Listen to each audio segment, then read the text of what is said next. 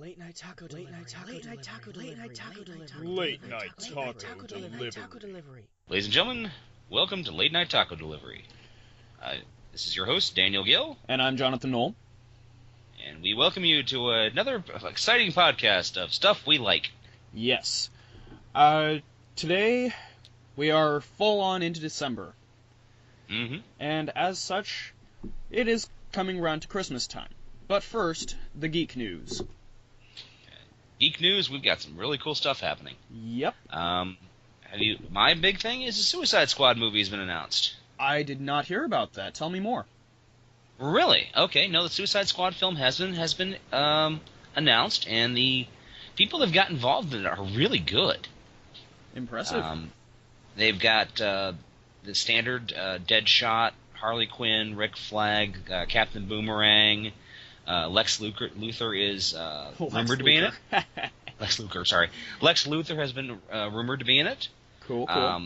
But the people they've cast, it's actually pretty cool. Tell me more. The funny thing I thought was interesting was Tom Hardy, who played Bane in The Dark Knight Rises. Right. Will be playing Rick Flag. Now, Rick Flag is famous in the Suicide Squad as pretty much the only straight, quote-unquote, shooter that they have, in that he's a real patriot who leads the Suicide Squad. Right. He's also notable on Justice League and Justice League Unlimited, and he also plays an integral role in the movie Justice League New Frontiers. Right. Just to any of our 12 listeners who don't know who the Suicide Squad is, basically it's a group of criminals who are given a chance by the United States government to work off their sentence by running essentially suicide missions. Mm-hmm. And it's over the years it's had a very much a revolving cast because some die and some actually escape or are able to earn their freedom. Right. But right now there's Tom Hardy as Rick Flag. Okay. Jared Leto has been cast as the Joker. Yes, I heard about that. I am totally on board with that. He's very cool. I always liked Jared Leto. Great singer, very good actor. Mm-hmm. And he has the right look for it too. Yes, he could actually look very much like the comic book Joker. Yes. I'm wondering if they're going to show him with his face stapled on. But the one that really caught my eye is Will Smith has been cast as Deadshot. Oh yeah, I was hearing about that too. And they also cast Harley Quinn, though I don't remember quite who was cast for her. Her name is Margot Robbie, and I don't know if I've ever seen any of her work before. But she's a cute blonde, so as long as she be a little bit crazy, that'd be worthwhile. I am looking for a good character portrayal, so. Mm-hmm. And Arlene Sorkin really set the bar on that role, so. Oh yeah, it's already high. Tara Strong did a pretty good job when she played the voice of Harley Quinn, but right. It's gonna take a while to get there. The only person I'm really kind of annoyed they have not cast yet is Amanda Waller. Yeah. I know that they cast Suicide Squad on one of the TV series, and she was played by Angela Bassett, and I thought she was really cool. Would that be Smallville? It might have been. Okay. Let's see. Another media. Live action. Yeah, no, right. It was actually an Arrow. Oh. Huh. I think it was Arrow. Doesn't really say. Alright. I'll double check that. Anyway, but no, Amanda Waller and also CCH Pounder did an absolutely phenomenal job as Amanda Waller in the Justice League Unlimited series. Yes. And that is the voice that you always have to go through. And really, that was my introduction to the character, too. Yeah. So, let's hear it for Justice League Unlimited. Woohoo! Okay. And actually, Amanda Waller was in the Green Lantern movie. She played by Angela Bassett. But apparently, since the Green Lantern movie will never have any sequels. That's the other thing that has been announced this week. The Deadpool movie is finally being made. Yes. With Ryan Reynolds. Hey, you know what? As long as they do it right, and I think that they have the potential to pick it up where they left off in X-Men Origins Wolverine. Well, if they can get his face unstuck, sure. Yeah, and that's what I'm thinking. You know what I'm guessing they'll do? Mm-hmm. I think they'll have him take his sword and just slice his mouth back open. Oh yeah, definitely. He's like, oh my god, I can finally breathe now. Where's the chimichangas? Yes. So yeah, I think that has potential. Definitely. So what have you been geeking out over? Well, this week in the news, we also have a prequel series for Superman called Krypton, and it's Really? looking like it's landed in development at Sci-Fi. Huh. Okay, I hadn't heard anything about that. Yeah, it's written by Man of Steel writer David S. Goyer. Okay. And looks like Ian Goldberg will executive produce the project. He's involved with Once Upon a Time. Okay. So, you know, DC Entertainment with their TV shows and the way they're doing it kind of pisses me off, but that's for another show. Yeah. Additionally, we also have Finding Dory. Yeah, that's the Finding Nemo sequel. Okay. Honestly, I don't understand why this is entirely necessary. Finding Nemo is kind of it's kind of like The Little Mermaid meets 2001: A Space Odyssey. It's really gorgeous to look at, but it's such a yawn after a while. I don't know. I always liked Finding Nemo. I thought it was very well done. Very, very fun film. It has its moments, but still, just... And we're looking at more ocean scenes. More ocean, more space. Oh, look, a whale, and the whale's gone. Oh, look, he's turned into the Star Child. Well, that's 2 hours of my life I'm never getting back. He touched the butt. So yeah, personally though, I really haven't had much that I've been geeking out over this week. I've watched a bunch of Mystery Science Theater 3000, but I'm always geeking out about that. Oh yeah, it's a great series. One of the best of all time. One of these days I'll have to show you the clip I found of a guy dressed up as Torgo. Oh yeah, I think I've seen it. And he's walking, he goes and actually gets a photo signed by the cast of MS3TK. Yes. And he's actually got the Torgo soundtrack playing with him. Yeah, it's just the riff tracks cast. Actually, like, Torgo. Oh, I love that. One other thing in the nerd news. Mm-hmm. The Trickster on The Flash. Ah, who's playing him? Mark Hamill is reprising his role, my friend. Again? Yes. Oh my god, that's like what, the third time now? Something like that. But yeah, I'm stoked, man. Yeah, I remember back in before you were even a sperm, in 1990 when they did the Flash TV series, he was on there. Yeah, that's why everybody's kind of excited about it. Well, when they did the Justice League Unlimited episode with the Trickster, it was the Flash Museum, and the Trickster was involved in it. Yeah. It was Mark Hamill again. Woohoo! And now it's, he's back one more time. Does he just love the character, or does he really need the work? I think he really loves the character. I mean, if you listen to his episode on Fat Man on Batman, it makes you think that he really does care about the character himself. Okay. So, yeah, I'm totally on board with that. Okay. So, yeah, that's the geek news for now. Okay, alright, that's some good stuff going on. Yeah, a lot of exciting stuff. Have you watched the Constantine series, by the way? No, I haven't. Nor have I. I'm actually kind of curious. I'm a little bit curious, but it's looking a lot like the same crowd that did Supernatural is also headed toward that area. Because Supernatural is coming to a close fast, and they're looking for a new, Supernatural-esque thing. Right. So... I mean, Supernatural's been going for 10 seasons. It's time for it to gracefully bow out. I mean, the show was actually written to be ended in the 5th season. Right. So I wouldn't know that. They had to scramble to create a new one. I actually have a thing against Supernatural, but that's another episode as well. That's another episode, yes. So I think that does it for nerd news. Okay. So I guess we move on to our theme. Our theme this evening, ladies and gentlemen, is Christmas specials. The good, the bad, and the dear God why. Because, nothing says comfort and joy quite like the occasional murder. Yeah.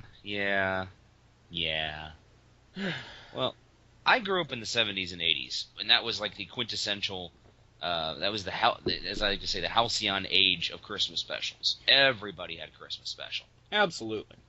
I mean, I was going through a couple ones earlier. We always had the Grinch Stole Christmas, Christmas the original Charlie Brown Christmas. Charlie Brown Christmas, right. The Berenstain Bears Christmas Tree, a Chipmunk Christmas. Right. God, the actually extremely well done 1984 version of A Christmas Carol with George C. Scott. Yes. That's my favorite. The second one is the Patrick Stewart version. Yes, the 1999 version. That was a very, very good version. I thought George C. Scott did a really good job, especially the scene with Ghost of Christmas Present showing off the two children. Yes. Greed and want, or whatever it was. It's want and ignorance. Want and ignorance, yes. Because they'd never really cover that in the Christmas Carol productions. Right. It's like, I swear to God, I remember back when I was younger, in the 80s, a lot of my family lived down in Florida. Mm-hmm. So normally on the day or two before Christmas, my family would gather everything, throw everybody into the station wagon, we'd drive down to Florida for Christmas. Right.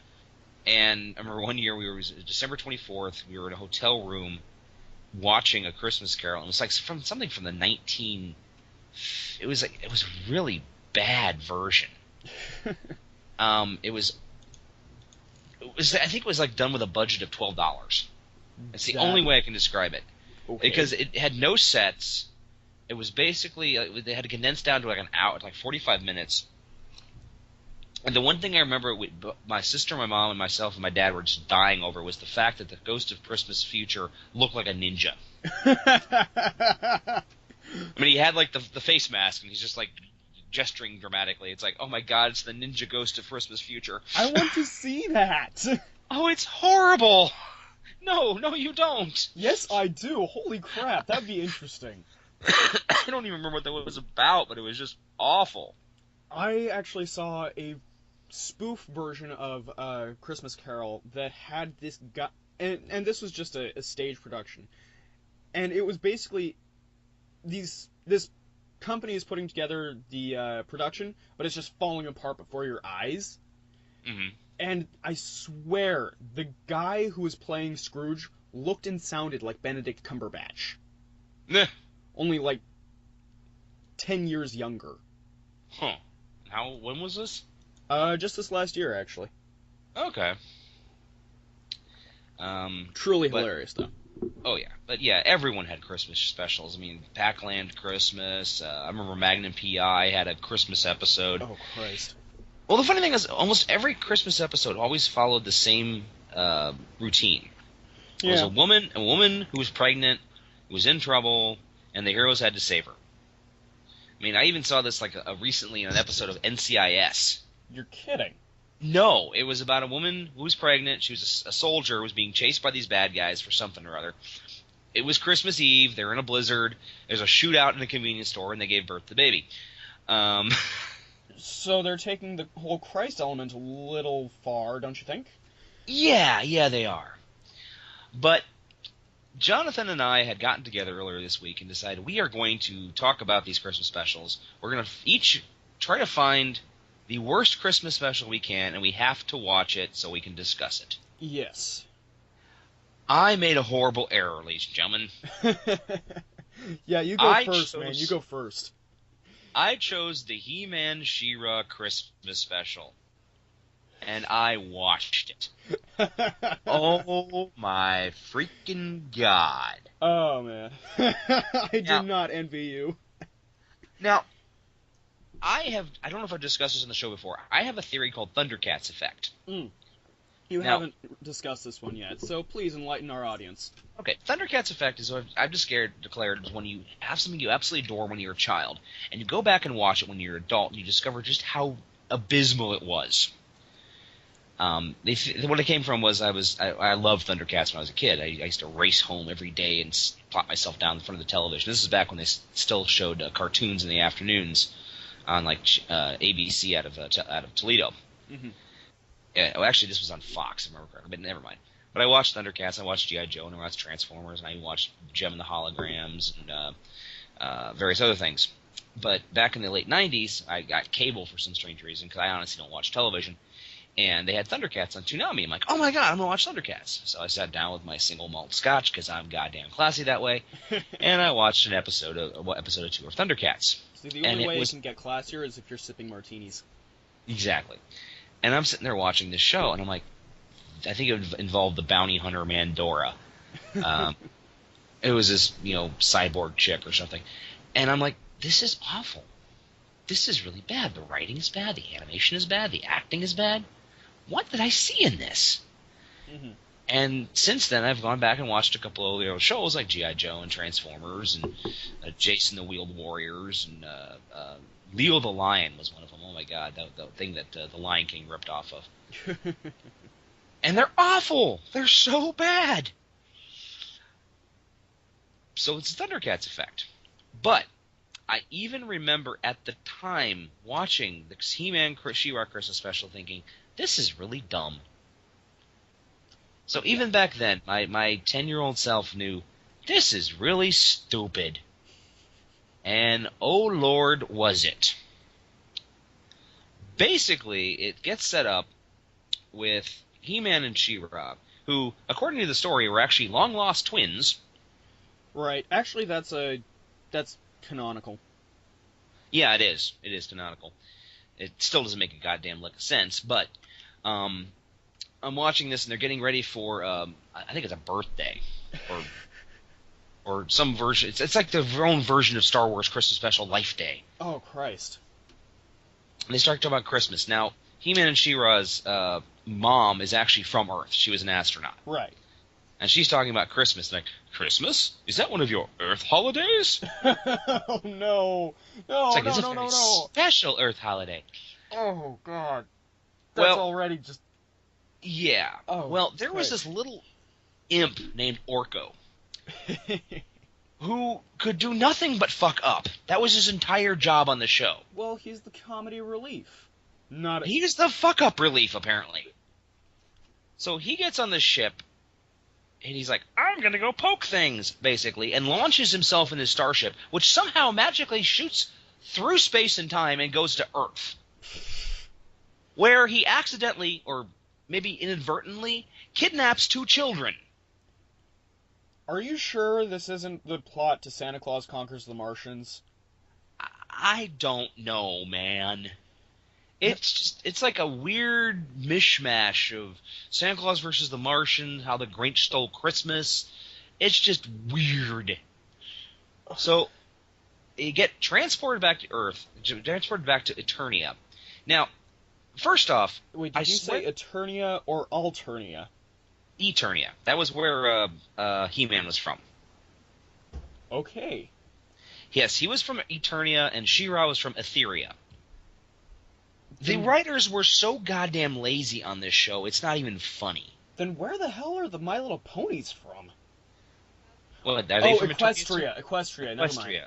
Although, okay. If somebody heard my mom in the background, she said Hasbro. What? She said Hasbro. Nah, that's a good description. Yes. But to get the ship back to Eternia, they need a water crystal. Now, so She-Ra goes to Etheria to find the water crystal, which she's directed to by a mermaid with a French accent. Now, first off, I'm okay with the mermaid. Okay. Why does it have a French accent? There's no French in Etheria. Oh, come on. Lots of planets have a north. It didn't make any sense. And I swear to God, they had to fight a creature called the Beast Monster. Oh, no. Oh, God. It's like, oh, no, we have to fight. Oh, no, there's the Beast Monster. What is that, like the bad evil? Is that like the not good bad? I mean, ugh. And then they had these robots. They could have made it so that he was working for the extra super no good, very bad thing. Ugh. And then they have these robots running around who are evil transforming robots. They even call them the evil transforming robots. I'm like, is this a subtle dig against the Transformers? But they get Orko and these two kids back, who are now just trying to describe what Christmas is, and everyone's getting all excited about Christmas.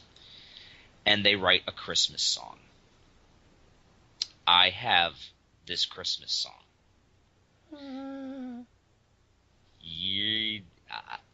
Now, first off, I can't even I am not in any way, shape, or form racist. I am not against any gay people. I love gay people. This is like a parade on crack. What I am looking at right now on my screen is so rainbow-licious. Divine would step back and go, seriously, dude, tone it down. Dude. Yeah. That's pretty intense. I'm hoping this comes through on the speakers, because it's pure evil. I'm not hearing it. I haven't started it yet. Ready? Alright. Can you hear it? No. I can hear it in my I can hear it in my speakers. I might have to clip this and send it to you. Be my guest. Okay. Anyway, we'll leave just imagine it, folks, and then we'll cut it together. And how about this? Can you go on a computer real quick? Well, you're on a computer real quick. Yeah, I'm already on a computer, man. Okay. Go to YouTube. All right. Type in find the He-Man She-Ra Christmas special. You realize I am doing this only for pure entertainment. Under protest, I know. Yes. She-Ra. She-Ra. For the honor of Grayskull. Yeah, I actually watched She-Ra, but only because it was on. It wasn't really a show I got into. Well, at one point, I think Hordak... Okay, there's two bad guys in this series, by the way. There's Hordak and Skeletor. Now, Skeletor fights He-Man, and Hordak fights She-Ra. Okay. And apparently they both work with something that's called the Horde Prime. I found it. Where do you want me to go? 2231. 2231. Okay, that's 2213. 2226, that'll do. That'll do. Oh, Christ.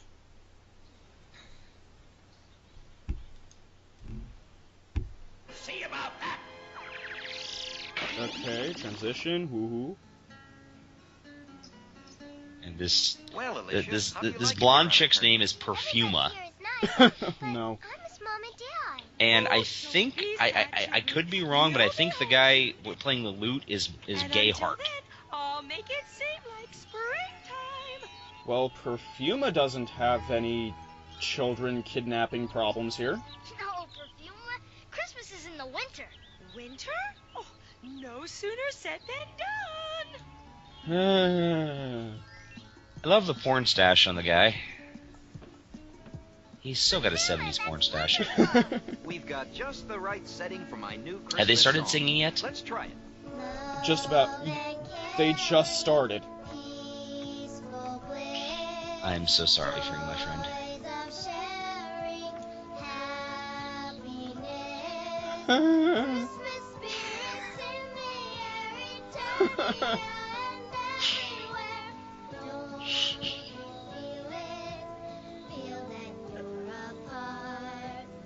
And I don't remember the name of that weird owlbear thing in the background dancing with Orko, but it's weird. Yeah, I don't remember either.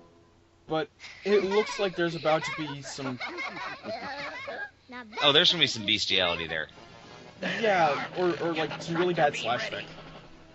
Okay, you can stop if you want. I'm not going to subject you to anymore. Okay, hang on there, bro. I actually have to... I actually have to go and do a thing real quick.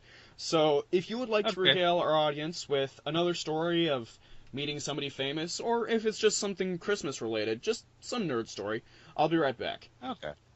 I'll do my best. I'm not trying to remember exactly what... Well, I just remember growing up in the 80s, going out and picking the Christmas tree, obviously. Probably the best Christmas gift I ever got when I was a kid was the G.I. Joe Killer Whale, which was a hovercraft.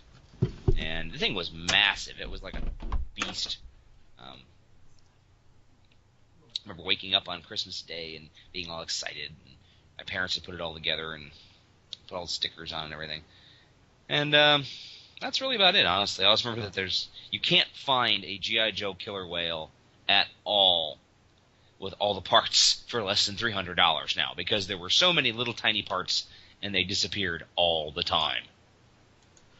But yeah, guys, I used to watch He-Man and Masters of the Universe. It was one of my favorite shows. Looking back on it now, all I see is the limited animation and the bad voice. And how could Skeletor be so stupid that he never noticed that Prince Adam and He-Man looked exactly alike? I mean, Prince Adam just basically looked like he'd gotten a makeover of He-Man. But I'm sure everyone's made those gay jokes about He-Man before. Dooby-dooby-doo. It's kind of strange that they actually released all the He-Man official stuff online. Pardon me. Let's see. Well, there was the time when I was living in Florida, and being this is Christmas, I suppose I should relate this really kind of sad story. I remember I was driving home one day from working at Disney, and I was on I-4 doing about 70 miles an hour just to keep up on traffic. And it was probably, I think it was Christmas Eve, and I was depressed. I was surrounded by all these people who were with their families, and they were spending with the holidays. So it was the first holiday I've ever spent away from my family. But I was following my dream to work for Disney, and I knew that basically I was just going to get up Christmas morning. I was going to have Christmas gifts. I was going to have nothing. And I was just depressed. And then Bing Crosby comes on the radio and starts singing I'll Be Home for Christmas. I nearly drove off the road. At 70 miles an hour in Florida, not a good idea. But I survived. And, I don't know, guys. What do you want me to talk about? John, come back. Come back, John. I will tell you the worst pun I found all day. Everything is made in China. Except for babies. They're made in vagina.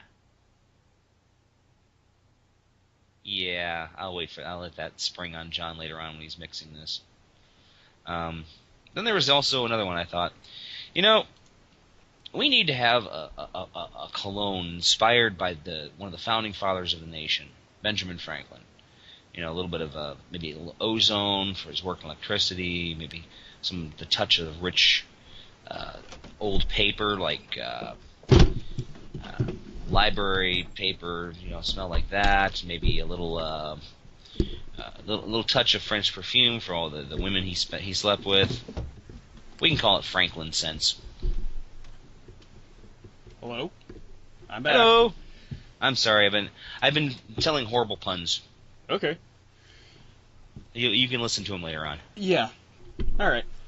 So anyway. Yeah. You just suffered through the song of He-Man and She-Ra. I'll have to watch the whole thing later.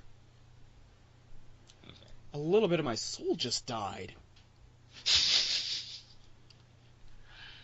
So anyway, later on, the kids get kidnapped by Hordak. 'Cause, that's gotta happen. Oh yeah.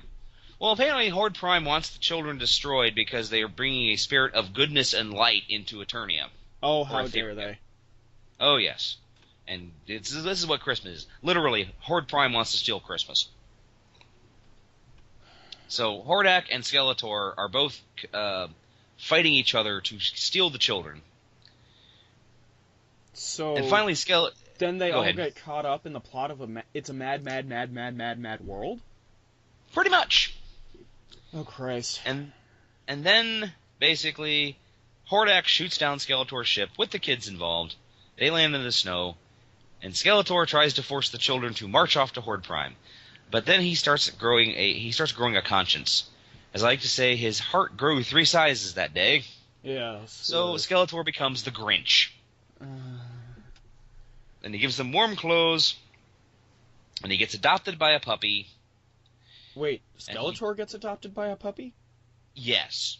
A puppy just thinks that Skeletor is the greatest thing in the world and just keeps licking him in the face. Okay. It's really bad. And finally, they manage to get the kids home. And after Adam dresses up as the worst Santa Claus ever. Oh no. And he does, and since Adam speaks up like this, so he sounds a bit like Michael Jackson. He can't really do a good ho ho ho. It's like ho ho ho ho ho ho. I'm the gay Santa Claus. Okay. Want to play with my candy cane? Oh no. It's like a muscly Droppo. Yes. And he's like, here, Adam, you're the worst Santa in Eternia. Ugh. All right. So, and that is He-Man, She-Ra, Christmas special, and there ain't enough whiskey in the world to block the memory of this thing from my head. I'm sorry, man. You're on. What did you watch? Okay, I watched the Rankin and Bass Jack Frost. I remember that. I actually have it on DVD. Thanks so much, Grandma. Is that one of those that I got somewhere? I think I've got like 8 Rankin Bass Christmas specials on DVD. I don't have any compilation. It's just the Jack Frost one. Man, your grandmother hates you. I think she meant it in a kind-spirited way, but it's meant in a good way, but it's sort of like my grandmother always gave me socks and underwear. Didn't matter, you know. She meant well, but I still only ended up with socks and underwear for my grandma. Yeah, okay. So spot me on this one, all right? So this guy, a little peasant guy, falls in love with a princess, but the king does not like him. So he sets him on a quest to become super magical dude. Okay. And he goes out, he becomes super magical dude, and then he starts to disappear. And so every year, he returns to his physical form once and harasses this princess. Is she getting older as time goes on, too? I don't remember. After watching it, I instantly blocked it. You see, you have that amazing capability. I don't. I remember everything. I wish I could forget these things. Yeah, that's the best I can remember about it too. But it's also really, really late in Rankin and Bass stuff. So, basically, okay. So you know, all right. Happy birthday, Rudolph the Red-Nosed Reindeer, 50th anniversary, woohoo! Yeah. We'll talk about him in a moment because there's some choice things I want to talk about Santa Claus. We'll get there, don't worry. But as you know, there are sequels to that. Yes. There's was it Rudolph and the Baby New Year or something? Yeah, Rudolph's Shiny New Year, which I actually like. It's a nostalgia factor. But then there's also Rudolph and Frosty's Christmas in July, which I saw the first year I moved here to Ohio. Okay. And oh god, they just keep getting progressively worse. And so Jack Frost is kind of one of the last ones they did. So it's just like, oh, please end it, please. and then they make the Lord of the Rings. So. Yeah. Well, they made The Hobbit, which was actually a very good version. Yeah, I have it on VHS. But yeah, just. I remember when I was back in 6th grade, our teacher allowed us to choose a movie. Whoever was the best student that week could choose a film to be watched on Friday. Okay. In the afternoon. And this was in the old days. We didn't even use VHS. We actually used 16mm film. Dude. Oh yeah, the old projectors. Well, between myself and 4 other guys, we basically became the best we were the best students in the class. And we basically had this unwritten rule that we each would choose The Hobbit because it was the longest 16mm movie that they had at the library. So we sat through The Hobbit like 7, 8 times. And the one time I decided I want to watch The White Seal by Rupert Kipling, I got my ass whooped. We watched it, and it was only half an hour long, and then we had to get back to schooling, and the rest of the nerds beat my ass. Ouch. Because we didn't take the hour and a half out instead. Oh well. I'm amazed Mrs. Sarkin didn't figure that out. She probably did, but she's like, I got an hour and a half from dealing with these little terror balls. But yes, let's talk about Santa Claus in some of these shows, shall we? Sure. He's an asshole. He is. I'm sorry, Rudolph the Red-Nosed Reindeer, he is a jackass. Burn him at the stake. Not even just burning the stakes, he's just like, the elves show up, we've got a new song for you, Santa. Oh, whatever. I mean, and the thing is they're terrified of him. Yeah. They're flat up, they're straight out terrified of this guy, and he's just like, whatever, and they're trying to sing, and they're like, oh god, he's gonna beat us. And I mean, like, in the first Rudolph special, too, it's suddenly Rudolph does this amazing feat where he starts, barely flying, and then it's found out that Rudolph's nose glows, and Santa comes in and he's just like, verbal abuse, verbal abuse, verbal abuse. Yeah. Donner, I can't imagine you had this child, this mutant child. Oh, God. And then he has the gall, the audacity, to ask him to be his sleigh's headlight. Exactly. I mean, that's one thing that was always bothering me about Rudolph the Red-Nosed Reindeer is, he's this poor kid. He's this poor bullied child. Yeah. He's given a moment of, but, they only use him for that one thing. But the music's good, and I like the Island of Misfit Toys. Oh, yeah. Well, who doesn't remember the Charlie in the Box and all that? Oh, yeah. And the duck that can't swim. Mm-hmm. Or the duck that can't float, whatever it was. And the other one was, the music was very good. And there's also another one I very fondly remember when I was a kid called, what was the name of it? I just had it. My brain just shut down. 'Twas the Night Before Christmas. Mm-hmm. Which was was an animated film about a town that Santa Claus would habitually pass over.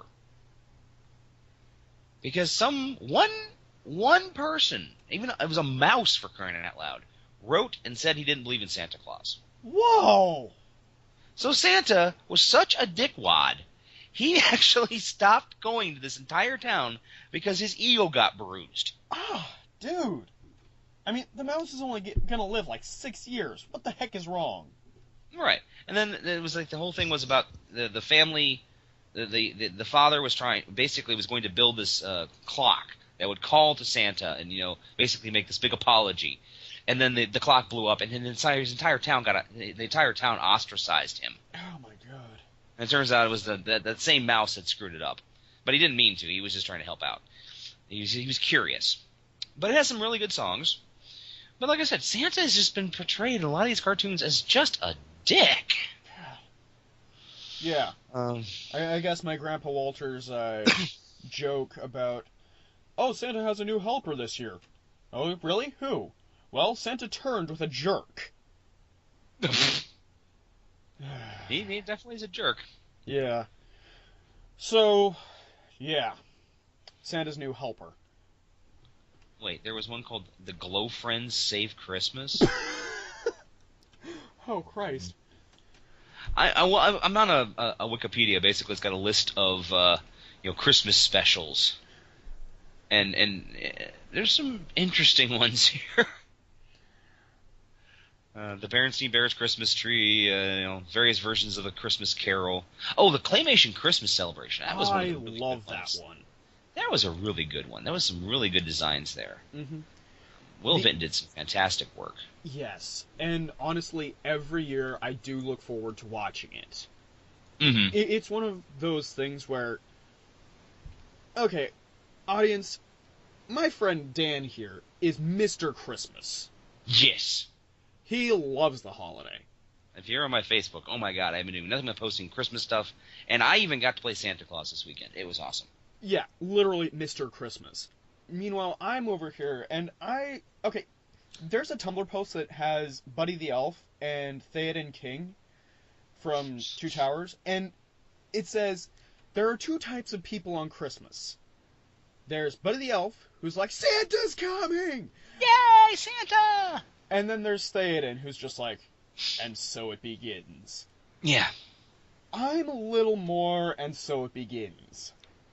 And so there are very few things that actually penetrate my very tough shell for Christmas. Mm-hmm. And really, there's that one, there's Claymation Christmas, and the Garfield Christmas special, which I always look forward to. Oh my god. I never thought I'd bawl at a Garfield cartoon, but I did. Yeah, that one... With the letters. That one just... It's so sincere.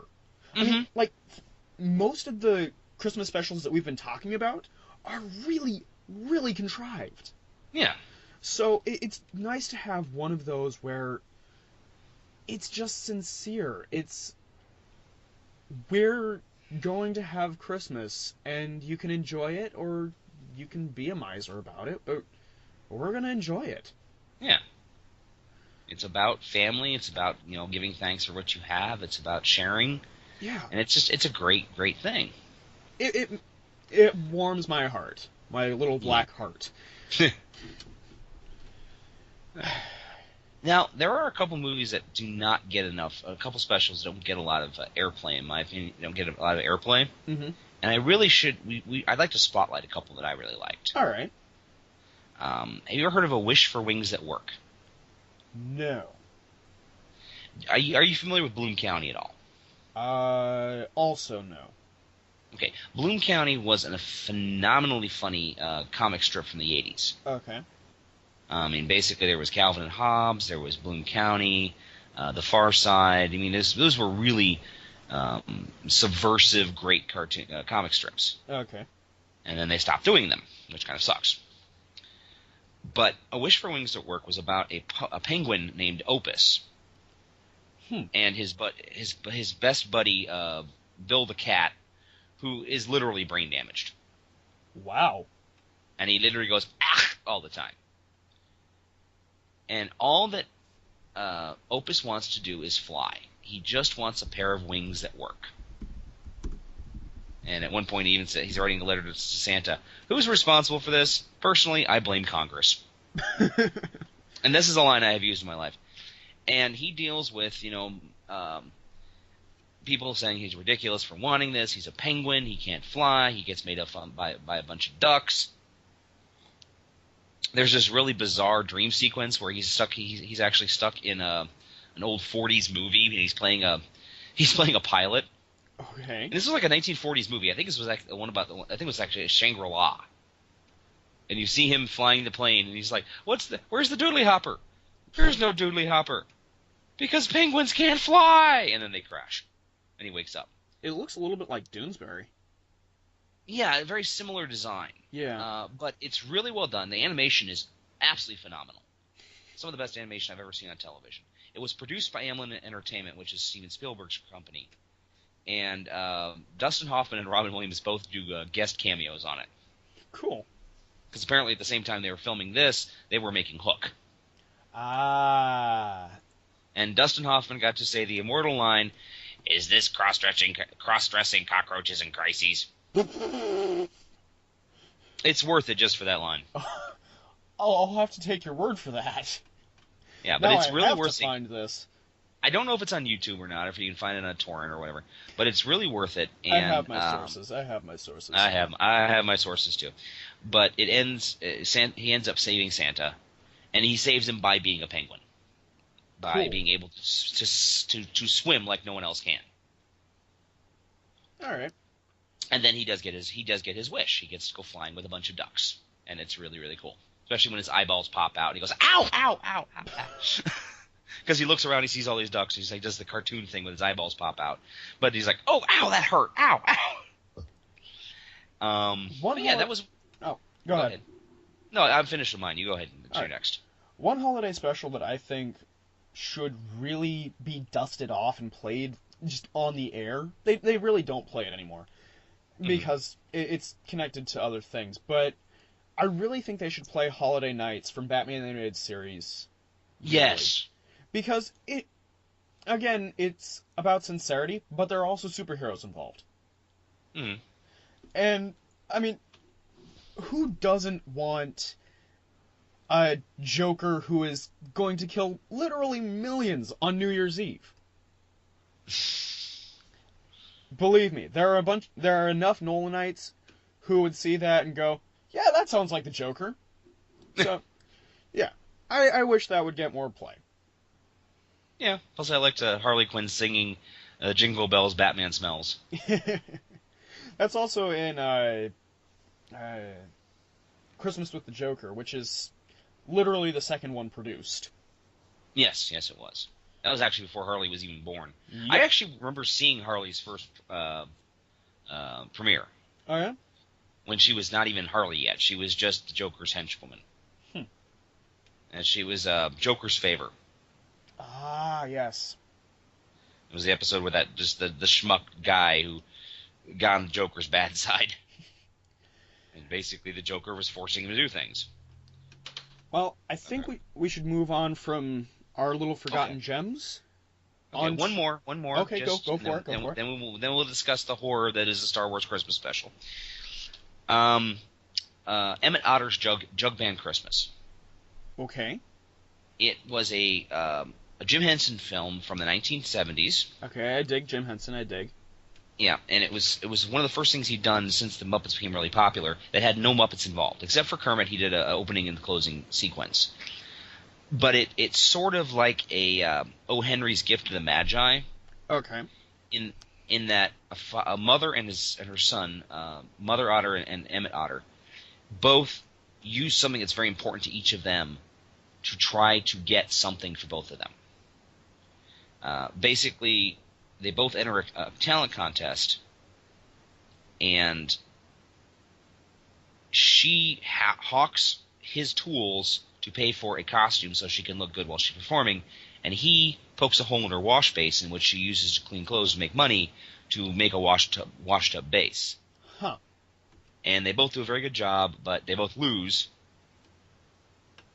And then at the end, they get a job playing professionally at this like really high quality restaurant. So everything works out really wonderfully in the end.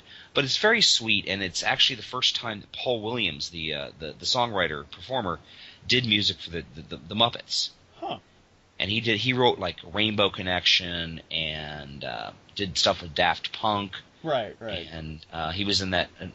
I don't even want to say it's a bad movie, but the Phantom of the Paradise. Okay. Which is a very strange cult movie. But that's another show. I know about it. Yeah, but he was the short little blonde guy. Oh yeah, I know him now. Yeah. Yeah, but he just did some really, really sweet music, and it's really just an adorable little film. And I just saw it for the first time in like 30 years. So I highly recommend that. So let's move on, ladies and gentlemen. What do you got for me, John? Okay. Next, I think we should talk briefly about Mystery Science Theater 3000. Yes. They only did the two Christmas stuff. They only did the two Christmas movies, right? Well, I don't know. I actually count 3. Okay. There is Santa Claus Conquers the Martians, Santa Claus, and Jack Frost. Jack Frost? Yeah. Did that? Hmm? Like Jack Frost? Yeah. I'm not familiar with that one. Well, really, these 3 encapsulate the 3 main eras of Misty. Okay. There's Santa Claus Conquers the Martians is Joel. Then Santa Claus proper is Mike. Yeah. And then Jack Frost is their sci-fi episode. Okay, that's when they were doing the strange things with the Bobo and the Brain guy. Yes. And Pearl. Yes. Okay. I enjoy that era. It's when I really came of age and really started watching Mystery Science Theater 3000. But I was still familiar enough with the Joel era and the early Mike era because, thankfully, my family circulated the tapes. So, yeah. Santa Claus Conquers the Martians. Thoughts? Doofus film. I'm amazed. I actually watched that when I was a kid at the Clazel Theater here in VG. You're kidding. No. Back in the old days, they had the Christmas parade, and then the Clazel would show Christmas-themed movies all afternoon for free. Okay. And that was one of them. I remember Santa Claus Conquers the Martians, A Christmas Story, and I think one of the Christmas carols, like the 1954 Christmas Carol later in the evening. But I remember watching Santa Claus Conquers the Martians, and I was maybe 9 or 10 at the time, and I'm watching this going, this is dumb. Hooray for Santa Claus. Santa Claus. And thoughts on Santa Claus, the movie? The other one. God, that movie is It's... the most depressing MST3K experiment I have ever seen. The first time I watched it, it was pretty late at night. I was just getting my homework done. And I just felt so depressed afterwards. It was the poverty of this child, Lupita, and all she wants is just a little doll. Any doll. Mm-hmm. And maybe stable parents and all that. Well, she got her doll, finally. Yeah, she did get her doll, and it's just like, what the hell, Satan? Just leave the poor kid alone. I mean, I'm sorry, Laputa is going to be working the streets by the time she's 13. Seriously. Yeah. She has no hope. Yeah, and afterwards, it was like, who is responsible for this movie? Because I don't understand what they were thinking. Because there's no hope. None. No hope. And for some reason, there's Merlin. Yes, there's Merlin and a freaky laughing reindeer and child labor laws that are completely ignored and... Well, they just kept switching the same children out for different costumes. Yeah. It was a bad film. That's just the best way to put it. Yeah. And then finally there's Jack Frost. Now, Jack Frost is not inherently a Christmas film, but it's kind of the closest they got during the sci-fi era. Yeah. A quick aside about the sci-fi era. That comprises seasons 8, 9, and 10. And their first season there, season 8, they were only allowed to do science fiction movies because they were on the Sci-Fi Channel all of a sudden. Right. Season 9, they finally got that ban of any other movie lifted, so they got to do a lot more of the movies they were used to. Yes. Even though they did do Puma Man, he flies like a Moran. Oh, come on, I love Puma Man. It was really funny. But, and then season 10 is season 10. It's the last one. Yeah, they were shutting it down by that point. They all knew it was coming down. So I think that's why Joel showed up on Soul Taker. Yeah. Because they knew he was, they were coming to the end. Yep. So, Jack Frost is the final piece to the Finnish-Russian Triolka that was put forth at first by Joel. And this movie is weird. I know that covers a lot of ground, but it's weird.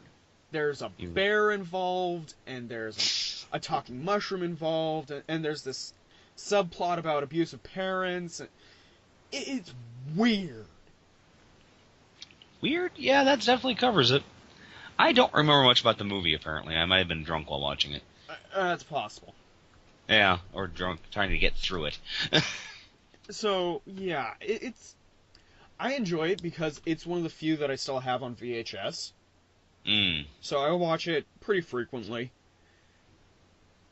But, I don't know. It holds a special place in my heart, but Christmas movie, debatable. Debatable. It basically has Jack Frost, that's about it. Yeah. Okay, but MST3K, if nothing else, they gave us the phenomenal Santa Claus Conquers the Martian, Absolutely. the utterly depressing Santa Claus, and the, okay, not too bad, Jack Frost. Yeah. But Santa Claus Conquers the Martians is a holiday tradition for me. Yes. And it contains a Patrick Swayze Christmas, which, listeners, if you have not heard before, stop this podcast, we beg you, and go and listen to it. It's totally worth it. Easiest, laziest, Swayziest Christmas of them all. Yes. All right. And now, on to the biggest stink bomb of Ever. all. The 1970... I think it was 1979 Star Wars Christmas Special, which I did watch when it first came on. Yes. I actually saw it broadcast. I think I was living in Portage by that point. I may have still been in Fostoria. All right. But I remember watching it, and I thought it was really stupid. I didn't understand. I didn't understand the Wookiees. I didn't understand what the hell was going on, and I did not understand why Mark Hamill was wearing makeup. I actually saw it the first time when I was like 5 or 6, because my family has always been very active with the different Star Wars costuming groups. So at first it was the Fan Force, and then eventually we got picked up by the Alpine Garrison, which is a branch of the 501st. Okay.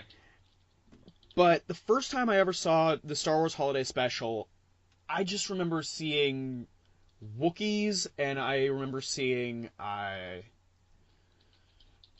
think I saw a little bit of the Wookiee porn scene. Mm-hmm.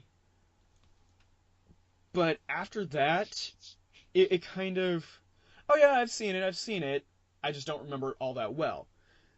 Cut to just a couple years ago, and I now that I am, a lot older, I don't watch the Star Wars movies as regularly anymore. So every year, twice a year, I go through what I call my Star Wars cycle, and I basically have to consume all the Star Wars stuff again. And one year, it fell right smack in the middle of December. And so my dad, blessed be he, found the holiday special. Oh no. Needless to say, it has become a tradition. Because I enjoy painful movies. Yeah. I'm one of the few I know who has ever seen Zardoz. I have inflicted Manos and Hands of Fate on a few of my friends, who, funny enough, still talk to me. And, I actually also inflicted The Room on a set of friends, most of whom don't talk to me anymore. So, I love it. It's hokey and awful and just well-meaning, but God, there was a cash cow involved. Yeah. One thing I remember about the Star Wars Christmas special is George Lucas had literally nothing to do with it. Yes. And he has gone on record saying if he had enough time, enough money, and a sledgehammer, he would destroy every copy of that is in existence.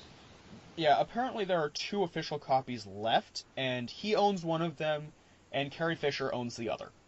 Yes, and Carrie Fisher I wrote about this because Carrie Fisher asked for it for doing the commentary on one of the Star Wars movies. Yes. And she uses it to make people leave if they've overstayed their welcome at her house. Oh, okay, that's pretty badass. The thing is that if I was visiting Carrie Fisher and she put that out, I'd be like, oh, baby, I want popcorn. Yeah. Is it okay if I turn on my camera phone? Yeah, let's view this. No, I've seen the original, and I've seen the Riff Tracks version, which is, in my opinion, the only way to survive it. Yeah. Because there's just hours and hours of nothing but Wookiee speak. Yeah. I know it's not exactly hours. And special guest stars. It just feels like that. And Special special guest stars. I'm sorry. When you can say a movie where Art Carney and B. Arthur are the most interesting things to watch, there is something wrong. Especially when it's connected to one of the biggest science fiction franchises of all time. Yes. Well, the thing is back then they were doing everything Star Wars. Donnie and Marie had a Star Wars episode. Heck, Sesame Street has a plethora of them. Yes. No. Do you remember? Well, you're obviously too young, but do you know who Donnie and Marie Osmond are? Yes, I do. Wait, you're Mormon. You were Mormon at one point. Never mind. Of course you would know who Donnie and Marie Osmond were. No, I actually sat through Joseph and the Amazing Technicolor Dreamcoat a few too many times. So yes, I know exactly who you're talking about. Okay. But no, Chris Christopherson played Han Solo on that episode. Oh boy. Yeah, you can actually find it on YouTube. It's amazing what you can find on YouTube. Yeah. Oh, YouTube, thou art a godsend. And it's just like, and of course, there's like, I just wandered into the weird part of YouTube again, didn't I? Yeah. But yes, there's really not much to say about Star Wars Christmas Special. Apparently, humans are the sexual fantasy of every creature in the universe. I thought that was going to be Twi'leks. Then there's Jefferson Starship is apparently still making music in long ago, far away, long ago. Cirque du Soleil has come a long way. Actually, not long after seeing the holiday special again, I actually went into Grounds for Thought and found a bunch of Jefferson Starship stuff in the bins, and I'm just thinking, I'm going to put that as far away as possible. So, yeah. Never again. And it is known for being the first appearance of Boba Fett. Yes, it is. But even the animation is really bad. Yeah, it's like they had money. How do you describe Han Solo's face? It looks like they carved Han Solo's face out of Humphrey Bogart and a Twinkie. Either that, or they were trying to make a ham sculpture of Humphrey Bogart, and they're like, yeah. Wait a minute, I like that. Let's draw that. It melted, yes. Yeah, and then Harvey Korman. Why, Harvey? Why? Did you need the money that badly? Heck, Art Really? Carney. Why? Why, yeah. But no, I don't blame Art Carney nearly as much, because Harvey Korman was all the way through that damn thing. He plays like 3 characters. Mm-hmm. And none of them are funny! Very little of it is funny. It's hurtful. And then there's Carrie Fisher sings. Okay. Why does she sing, Jonathan? Why? I actually host a Christmas song advent calendar, which showcases the more offbeat Christmas songs. And I post it not long after midnight each night. So, again, 12 listeners, if you're ever interested, I'm on Facebook. Don't necessarily ask to be my friend. I may or may not. We'll have to see. But I actually posted that one rather recently. And wrote only a single word message. Despair. Oh, did you see the picture I posted on your Facebook of the prototype Chewbacca, the prototype Wookiee figures? Yes, I actually, after seeing that holiday special again as well, I've drawn a lot of Lego stuff over the last 7 or 8 years now. Mm-hmm. And I actually have drawn the Lego Star Wars holiday special because it just needs to happen. Oh my god. Okay, well, are you ready? All right. All right. Yeah. So, are you ready for Thou Shalt Not? Yeah, let's do a Thou Shalt Not. Just, folks, trust me. You do a Star Wars Christmas special, if you try to turn it into a drinking game, you will die. Yes. It's one of those things, like, there's a joke going around on Facebook this past Halloween. For every little girl who's dressed as Elsa, take a drink. No, don't do that. You will die. Yeah. So, Thou Shalt Not. So for Thou Shalt Not this week, I actually came up with this one well in advance, thank God. Mm-hmm. And because we've done a lot of Thou Shalt Not Create, I decided to do something a little different. Mm-hmm. So this week's Thou Shalt Not is Thou Shalt Not make a holiday special centralized around this person. Okay. So, Thou Shalt Not make a holiday special centralized around Charles Manson. Because it's he does play the... Huh? And he does play the guitar. Yes, but it's the Charles Manson holiday special, with special guest stars Jeffrey Dahmer and Hannibal Lecter. Woohoo! I actually came up with this earlier, so go ahead. Because, Thou Shalt Not have a Christmas special involving Ayn Rand. Oh, God. You expect to get presents from me? Presents that I ripped out of this world with my own 2 hands? You deserve nothing! Oh, Christ.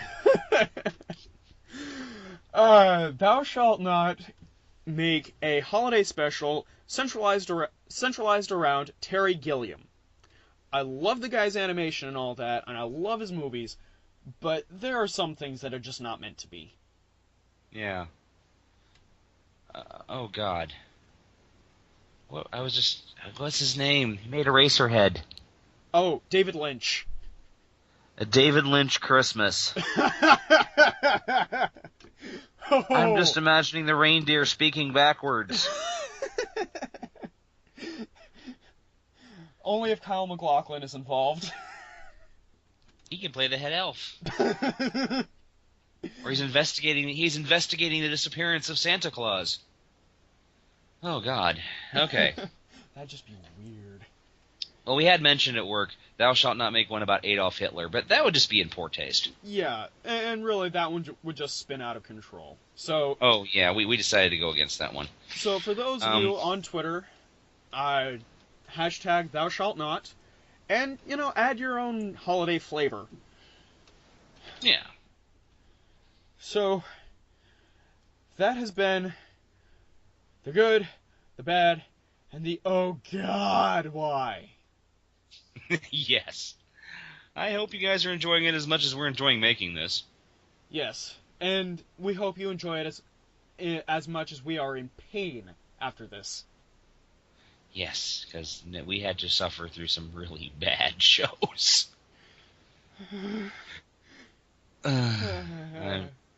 Jonathan, hold me.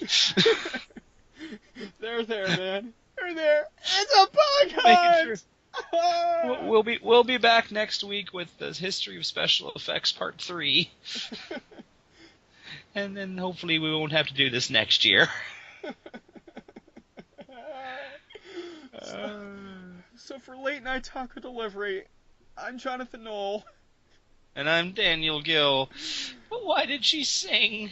Why? Why did she sing? And it was set to the Star Wars music, no!